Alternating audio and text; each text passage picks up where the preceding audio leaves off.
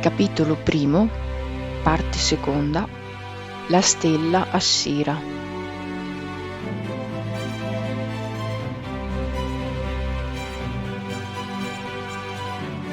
Una civiltà maledetta. La più recente delle due civiltà mesopotamiche del tempo biblico è quella assira.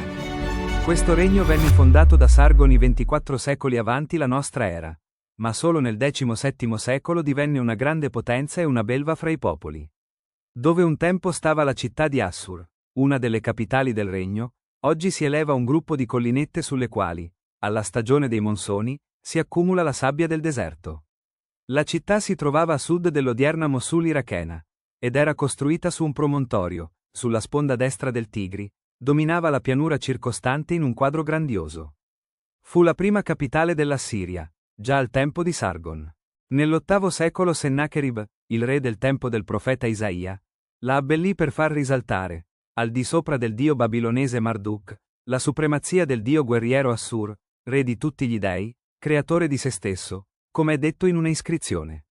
Venne coinvolta nella caduta dell'Assiria e distrutta nel 614 a.C., all'epoca del profeta Geremia. Nella Bibbia con il termine Assur si intende sia la città in questione sia il dio Assur, come anche il re e l'impero assiro in genere. La stella di questa potenza, suo simbolo nazionale, brillò soprattutto durante il nuovo impero, cioè dal 932 al 612, anno in cui venne distrutto il suo ultimo baluardo, la famosa Ninive, da parte dei Medi e dei Babilonesi. Allora venne abbattuta per sempre la malefica stirpe di questi sparvieri. Yahweh distruggerà Assur, farà di Ninive una desolazione, arida come il deserto. Alloggeranno in mezzo a lei, a branchi, tutti gli animali della valle. È questa la città baldanzosa, che primeggiava sicura di sé e pensava, io e io sola? Come mai è diventata un deserto, un covo di fiere? Chiunque le passerà vicino fischierà e agiterà le mani. Sono parole del profeta Sofonia, 2,13-15, ci si chiederà come mai tanto rancore. La Siria fu veramente il flagello dell'Asia. Chi fece di questo popolo una spaventosa macchina da guerra con cui travolgere altre nazioni e asservirle fu Tiglet-Pileser III, il quale regnò dal 745 al 727. Egli instaurò un sistema per cui la Siria non si accontentò più di spedizioni militari per compiere razzie o imporre tributi, ma trattò i popoli vinti come merce destinata ad accrescere la ricchezza nazionale. Essi venivano sradicati dal proprio paese e trapiantati da una parte all'altra dell'impero. Per la loro rincivilita spietatezza, gli assiri di questo periodo possono essere paragonati soltanto ai nazisti della nostra epoca. A detta degli storici, questa celebre nazione fu soprattutto una casta militare, il cui re era capo di uno stato maggiore, i ministri erano marescialli di campo. Un regno che non aveva tempo né volontà di lavorare la terra. La Siria non coltivava, non tesseva. Tutto ciò che le occorreva per la vita, fasti e piaceri, era strappato a forza, depredato alle sventurate nazioni vicine, condannate a servirla. Questo popolo si esercitava solo nel mestiere della guerra, delle arti e della caccia. Gli agricoltori, i muratori erano i prigionieri di guerra, i ceti del servizio forzato, per questo la Siria viene chiamata dai profeti biblici, verga, frusta, scure. Dietro questa spietata oppressione vegliava la figura sinistra di Assur, il dio della guerra e divinità tutelare dell'impero, venerato insieme con la dea Ishtar, rappresentata in atto di cavalcare il leone, armata di spada e arco, e simboleggiata dalla stella del mattino, la più bella del cielo.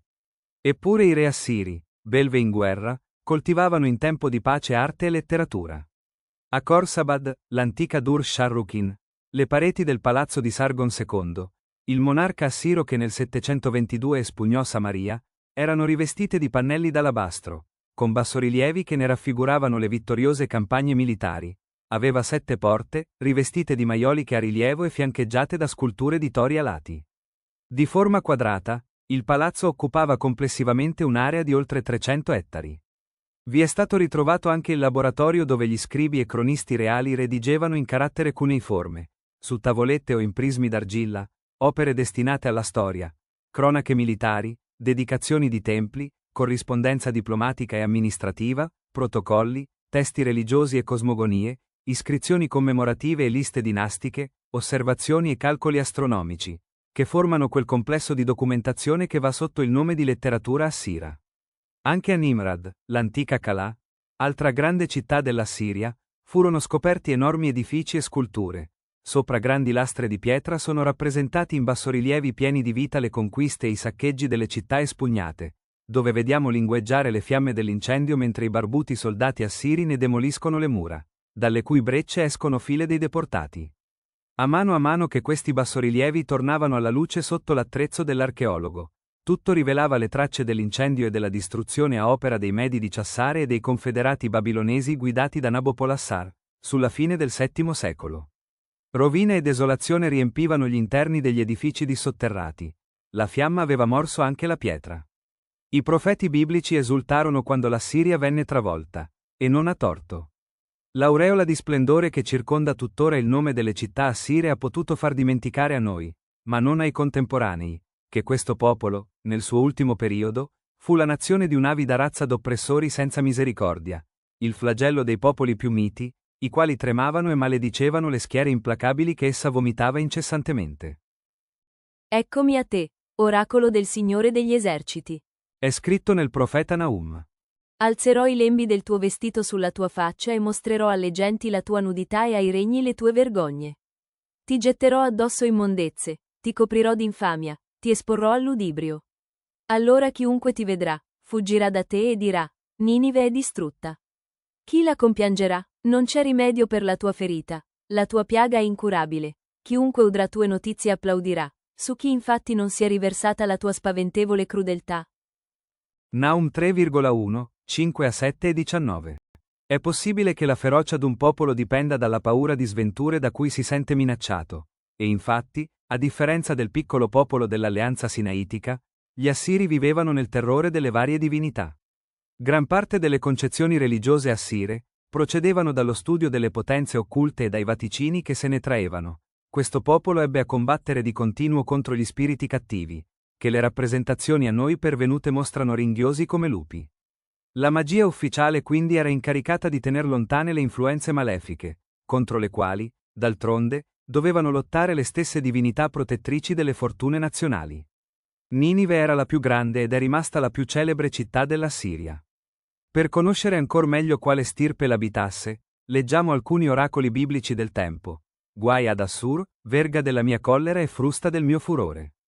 Yahweh punirà il frutto della superbia del re Assiro, e l'altera arroganza del suo cuore, perché egli ha detto, con la forza della mia mano ho fatto questo e con la mia intelligenza, poiché io sono accorto, ho spostato i confini dei popoli, ho saccheggiato i loro tesori e, come un gigante, ho spodestato i re, la mia mano agguantò come un nido la ricchezza dei popoli, come si raccolgono uova abbandonate, così ho riunito tutta la terra senza che nessuno muovesse l'ala, aprisse bocca o pigolasse. Isaia 10,5, 12-14. Non meno furibonde le invettive del profeta Nahum. Eccomi a te, Ninive, dice il Signore dell'universo. In una fiamma brucerò i tuoi carri, la spada divorerà i tuoi leoncelli. Spazzerò via dalla terra le tue rapine, non si udrà più la voce dei tuoi messaggeri. Guai alla città sanguinaria, piena di menzogne, piena di strage e di insaziata rapina. Nahum 2,14, 3,1. Ninive, la leonessa, era posta sulla sponda del Tigri, presso la odierna Mossul. Nel libro del profeta Giona è detto che Ninive era città oltremodo grande, al punto che per attraversarla erano necessarie 3 giornate di cammino, e non è una esagerazione, poiché Ninive formava quasi un'unica città insieme con Corsabad e Nimrut. Raggiunse il massimo splendore dal 722 al 612, ossia per la durata della stirpe di Sargon II. Una stirpe di sovrani intelligenti e abili politici, oltre che di infaticabili guerrieri. Di tutta la famiglia, Sennacherib, il quale regnò dal 705 al 681, fu quello che operò di più per abbellire la sua capitale. Fu lui, come narra la Bibbia, l'assiro che al tempo del re Ezechia e del profeta Isaia, piombò su Gerusalemme come un lupo sopra un gregge, da cui venne allontanato, a quanto sembra, da una pestilenza scoppiata nell'esercito. È superfluo osservare che Sennacherib nelle sue pompose iscrizioni non fa menzione di questo disastro, che l'autore del secondo libro dei re attribuisce all'angelo sterminatore di Yahweh. Ebbe tuttavia modo di deportare in Assiria più di 200.000 abitanti della Giudea, stando alle iscrizioni assire. Anzi, nel suo celebre prisma, ritrovato a Ninive e ora al British Museum, Sennacherib attesta che egli chiuse il re Ezechia in Gerusalemme. Come un uccello in gabbia, e gli impose un tributo. Ed è vero, poiché è quanto narra anche il secondo libro dei re, al capitolo 18, a proposito dell'assedio posto a Gerusalemme nel 701. Il palazzo di Sennacherib a Ninive, costruito dai prigionieri di guerra con catene ai piedi, come vediamo nei relativi bassorilievi, era lungo 406 metri e largo 220, tutto ornato di bassorilievi, calcolati sui 2000 pannelli. Le sue rovine vennero scoperte dall'Ayard nel 1849, e le colossali statue in alabastro ivi rinvenute, i bassorilievi mirabilmente lavorati vennero trasportati nei musei delle capitali europee. Sennacherib morì assassinato dai suoi figli, dopo che ebbe raso al suolo Babilonia, la città della Mesopotamia meridionale, che nelle sue risorte fortune vedrà di lì a un secolo sfilare i deportati ebrei dietro il carro di Nabucodonosor. Altro grande palazzo di Ninive era quello costruito da Assurbanipale adornato con la famosa serie di bassorilievi con scene di caccia, ritrovati in eccellente stato entro le sue sale. Costui è il Sardanapalo degli scrittori classici, del quale tutti abbiamo sentito parlare, ma attraverso notizie assolutamente deformate da elementi leggendari tramandatici dalla tradizione greca. Dal 669 al 630 portò alla massima espansione l'impero assiro. Uomo coltissimo e guerriero invitto, molto diverso dunque dal re effeminato del mito, distrusse Tebe nel cuore dell'Egitto, nel 666, una impresa che desterà compassione anche in seno al popolo ebreo. Nel suo palazzo a Ninive fu scoperta la biblioteca di Stato, un tesoro di circa 24.000 fra tavolette e prismi in cuneiforme, di contenuto storico, epistolare e contrattuale, e altri generi letterari come l'epopea di Gilgamesh, una storia della creazione e altro. Le ciclopiche mura di Ninive erano una delle meraviglie del mondo antico, la loro altezza pare raggiungesse, al dire di Erodoto, i 30 metri e lo spessore era tale che 4 cocchi potevano avanzare insieme lungo il terrapieno superiore. Erano costruite con mattoni d'argilla seccati al sole, ma rivestite di lastroni in pietra. Lungo tutto il loro perimetro quasi 1500 torri provvedevano alla difesa dagli assalti nemici, ed erano circondate da un fossato largo oltre 60 metri, dove venivano convogliate le acque del Tigri. L'apertura delle dighe da parte dei Medi durante l'assedio del 612 segnerà la fine di Ninive. A questo preciso fatto accenna anche il libro del profeta Nahum, quando descrive drammaticamente la città in preda alle acque e alla spada. La storia illumina di una luce tragica la caduta di Ninive. Sembra che l'ultimo re assiro, di incerta identificazione, anziché arrendersi preferisse morire tra le fiamme della sua reggia, in mezzo ai tesori accumulati durante le campagne militari o attraverso tributi in metallo pregiato. Tutte le tue fortezze sono come piante di fico cariche di primaticci, che a una scossa cadono in bocca a chi li vuol mangiare. Gridava esultando il contemporaneo profeta Nahum. Schiocchi di frusta, fragoroso stridore di ruote, cavalli frementi, frastuono di cocchi, cavalieri incalzanti, lampeggiare di spade, scintillare di lance. Lo scudo dei guerrieri che assaltano Ninive rosseggia, i carri infuriano per le vie, piombano nelle piazze, il loro aspetto è simile a fiaccole ardenti, guizzano come saette. Quantità di feriti, cumuli di cadaveri, innumerevoli morti sopra i quali si cammina barcollando. Ecco il frutto di tutte le dissolutezze della prostituta, della bella Maliarda, dell'abile incantatrice che faceva mercato dei popoli con le sue tresche. Sei tu forse migliore di Tebe, assisa in mezzo ai fiumi, il cui baluardo era il mare? Eppure i suoi pargoletti furono da te sfracellati agli angoli di tutte le sue strade.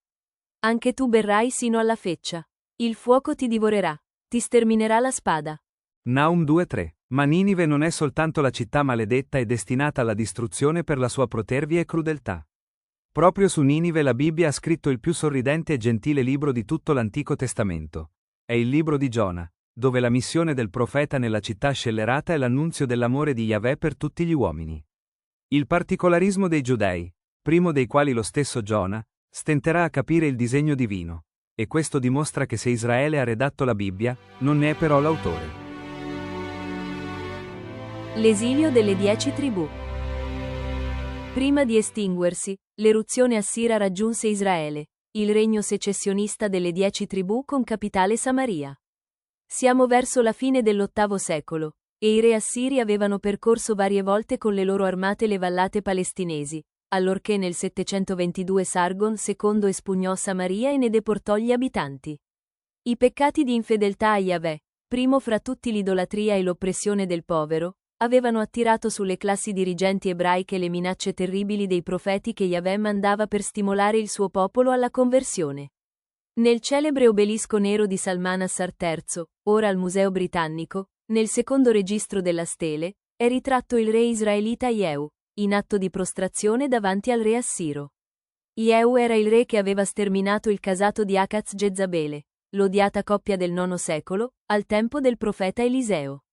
La Bibbia ripete che Dio aveva umiliato spesso il regno di Israele e quello di Giuda già prima della loro definitiva distruzione, e attribuisce all'infedeltà verso il patto del Sinai e alle ingiustizie sociali tutti i mali che sopravvennero al piccolo popolo delle 12 tribù, stretto fra i due colossi di Mesopotamia ed Egitto. Ora, poiché voi schiacciate il povero e gli estorcete gravosi tributi sul grano, Diceva al re di Israele il profeta Amos. voi non abiterete le case che avete fabbricato, né berrete il vino delle belle vigne che avete piantato. Conosco bene i vostri numerosi delitti. Sono gente che opprimono il giusto, accettano donativi e respingono il povero dal tribunale. Ecco il motivo per cui tace il saggio, perché questi sono giorni di sciagura. Amos 5,11-13. Ebbene, distrutta Samaria, vennero deportati in Assiria, secondo un ben calcolato criterio, principi, funzionari, sacerdoti, artigiani e grandi proprietari, non escluse donne e bambini. Alla ferocia del trattamento immediato si aggiungevano le tribolazioni della deportazione. Sono i documenti assiri a garantirci la storicità di queste notizie, illustrate con arte nei loro bassorilievi. In uno di questi, ora al Museo Britannico, sono ritratti, come in una pellicola, soldati assiri che contano le teste tagliate, indi una donna con un sacco sulle spalle e un bambino per mano, poi un soldato che sgozza un prigioniero le cui mani sono legate alla schiena. Più avanti, sempre sulla medesima lastra, due prigionieri con le destre legate insieme e le sinistre abbinate con una corda, tenuta da soldati che mostrano come trofei teste mozzate. In tali condizioni, la miglior sorte riservata ai deportati che sopravvivevano alla traversata del deserto siriano prima di giungere nella Mesopotamia settentrionale, erano i lavori forzati. I nobili avrebbero dovuto trainare e talvolta portare a spalla il cocchio del vincitore, entro la capitale. Talora un anello al naso o alle labbra assicurava la presa d'un prigioniero particolarmente odiato nelle mani della guardia, per poi venir rinchiuso in un canile alle porte della città nemica ed esservi schernito dai passanti. È a questo quadro storico che bisogna guardare per comprendere il lamento dei profeti, le dolorose minacce e tutta la serie di apostrofi terribili che oggi, in assenza di esatta prospettiva storica, ci scandalizzano e anche irritano. Non bisogna mai scordare che la rabbiosa passione dei profeti biblici ha per esegesi solo la storia, il vissuto umano e il progetto divino. Per il resto, essi non hanno alcuna scienza della storia. Gli israeliti di Samaria vennero deportati a Gozan, città assira sulle sponde dell'Eufrate. Negli scavi ivi compiuti sono state ritrovate tavolette in scrittura cuneiforme che ne comprovano l'insediamento. Vi si parla di samaritani arruolati nell'esercito assiro. Ricordiamo che in questa deportazione venne condotto in esilio anche il pio Tobia, Tobia 1,2. Davanti a simile immane sciagura il profeta Amos dirà amaramente: È caduta e non si rialzerà più la Vergine Israele. Giace prostrata al suolo. Nessuno più la potrà rialzare. Ma così dice il Signore Dio alla casa di Israele: cercatemi e vivrete. Amos 5,2, 4. E del resto la Bibbia non si interesserà più in modo esplicito a un eventuale ritorno dei deportati del regno israelitico settentrionale. Essa guarda quasi esclusivamente alle sorti di Gerusalemme, la capitale della tribù di Giuda, alla quale erano state fatte le promesse di un regno futuro ed eterno nella persona di un discendente della dinastia davidica. Nel suo prisma in cuneiforme il re assiro Sargon II dichiara: A Samaria insediai una popolazione venuta dalle contrade da me conquistate. Vi stabilii un mio ufficiale come governatore e la considerai quale regione dell'Assiria. Tali gruppi etnici insediati in Samaria provenivano dalle contrade settentrionali dell'Eufrate e si fonderanno a poco con gli israeliti, contadini e pastori, lasciati in Samaria dagli invasori. Si formerà così il popolo samaritano, una unità etnica ibrida dai caratteri spiccatamente semitici. Il popolo samaritano fece di Sichem il centro di un nuovo culto, misto di riti giudaici e superstizioni idolatriche. Più tardi si costruirono un tempio sul vicino monte Garizim, dove ancora oggi celebrano la loro Pasqua. Della rivelazione biblica essi accetteranno solo il Pentateuco. Separati ormai dall'antico ceppo ebraico, i Samaritani si opporranno, 2 secoli più tardi, alla ricostruzione della comunità giudaica e alla ricostruzione del Tempio in Gerusalemme. In risposta, i giudei reputeranno come israeliti bastardi il gruppo samaritano, e si odieranno cordialmente. Il primo giudeo che aprirà una breccia nella frontiera d'orgoglio e disprezzo che divideva le due comunità sarà proprio Gesù, il quale, dopo tutto, farà del samaritano il tipo stesso della pietà e della riconciliazione. Confronta Luca 10,30-37. Prima di chiudere questa fase iniziale dell'esilio biblico dobbiamo far notare, ai fini del nostro assunto, che nel suo prisma il re assiro Sargon II, narrando la campagna in Samaria, scrive: L'uomo di Samaria mi dichiarò guerra. Io mi lanciai su di lui e lo vinsi. Feci venire in Assiria 27.280 persone con i loro carri e i loro dei, nei quali avevano confidato. Ebbene, su quei carri viaggiò dunque anche Yahweh, come un dio sconfitto.